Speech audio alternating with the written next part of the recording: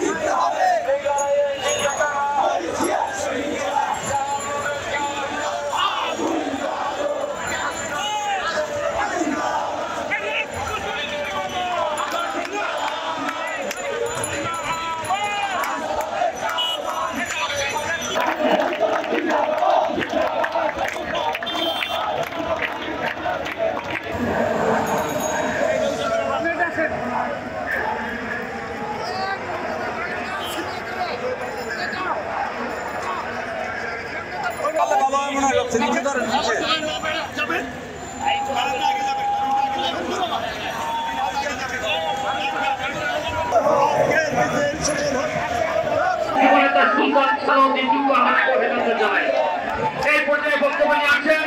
বাংলাদেশ জাতীয়তাবাদী কৃষক দলের সাধারণ সম্পাদক, সাবেক স্বাধীনতা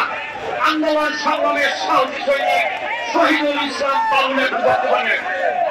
প্রদর্শনী হিসাবে এই কালো পতাকা মিছিল 15 বছর যাবৎ আমাদের সহযোদ্ধাদের উল্টা হয়েছে, গুম করা হয়েছে, ভোটের অধিকার কেড়ে নেওয়া হয়েছে, আইনের শাসন ভূমিষ্ঠিত হয়েছে। আমাদের সহযোদ্ধাদের রক্তের উপর দাঁড়িয়ে